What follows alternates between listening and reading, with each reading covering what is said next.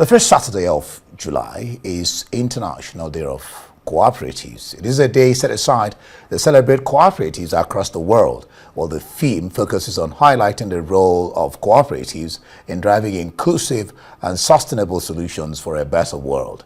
This year's theme resonates with the mission of cooperatives, which is to build livelihoods, create decent work, and ensure no one is left behind.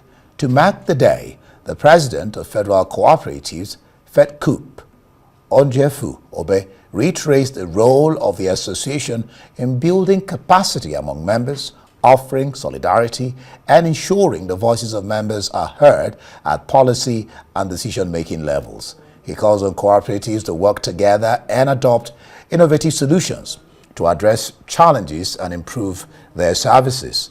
Obe assures that FedCoop will continue to push for policies that protect and promote cooperative enterprises to strengthen the cooperative movement here in Nigeria. Onjefobe, President of Federal Cooperatives, joins us in the studio to speak on how to leverage on cooperatives to address poverty and then, of course, improve the economy. Glad to have you join us on Newsnight. Thank you very much. Good. What motivates members to join cooperatives? Let's start there. Okay. The motivation is simply to better their lives. So essentially, people come together, pool their resources to get what they cannot ordinarily get as an individual. So essentially, that's why cooperative societies are formed. People are motivated to join in pursuit of better life. Because as an individual, you can't do that. But when you come together and form yourself together to 1, 2, 3, 4 people, you have better, strength to attain what you... Let's talk about the fact that you said the cooperative you belong to has shop. Yes. And members can go there and pick items. Yes. So when you come together as cooperators, you have different goals. So I belong to the workers' cooperative as a civil servant. So every month, salaries are deducted from our, deductions are made from our salaries. So that is put together.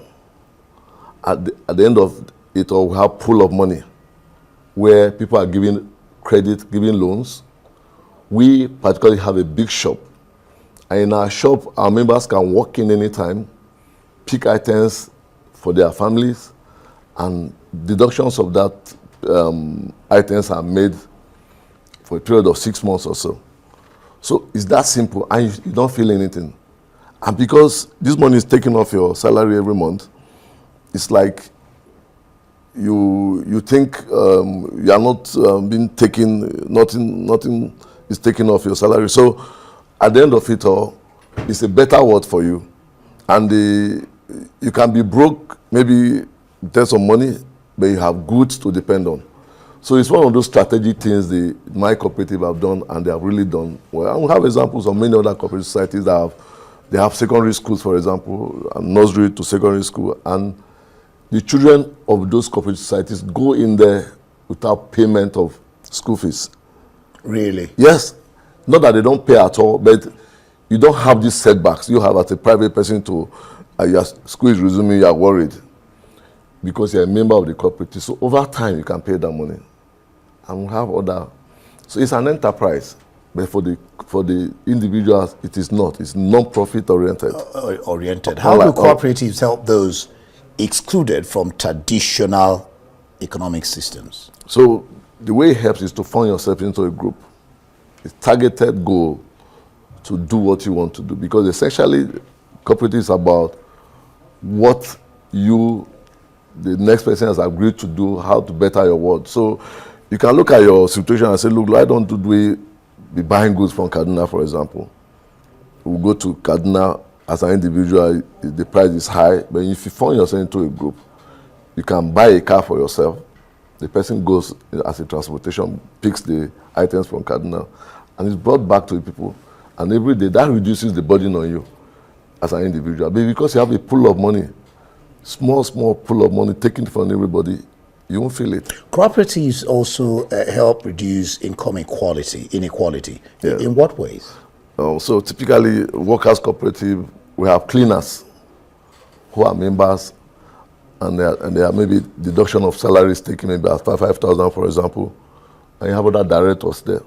We are cooperative. As members of that cooperative, you are all equal, because when it comes to votes, for example, you all have equal vote, no matter the amount, no matter your level. So we don't have any inequality there. Everybody's equal in terms of access to finance, access to what the cooperative society produces. So there's no inequality. When money is involved, there's always a case of pilfering, fraud, and all that. How do you guard against such infractions? So it happens a lot. But then our decision is that we are championing the fact that we have examples of bad leadership in some places where fraud and others people take risk and money is being lost. It's not enough to whittle down the effort and the importance of corporate societies in our world. It will continue to be, because so many people don't earn good salaries, and we are operating in a very bad economy. But then, the small worker who earns just a small amount of money, a civil servant who earns about 70,000, for example, can still take a fraction of just 5,000 in a month. And if it is put together, it can become millions of money that will help every member of that. So the way to help that is to continue to champion good leadership at cooperative levels. Now, the UN encourages member states to foster environments that support cooperatives and recognize their importance in various sectors. Do we have such environments here? Yeah, we do. We not much. We still feel that the federal government, even at the state level, ought to still give us such friendly environment to foster unity, foster the formation of cooperative society. And that is why we are saying that, like this work today, we champion and we gather, we say, look, we need to have a specific agency and a commission to regulate the activities of cooperative societies to become more formidable and then more attainable for members to achieve what they want to get. And then maybe be out there so people will know about it. Yes. Okay. And a lot. If you look at the contribution of cooperative societies into the economy, is quite huge. But that is not being recognized. All right, we'll leave it there now because of time. On Jeff Wobe, President, Federal Cooperatives, thank you for being on Newsnight. Thank you. All right. Okay.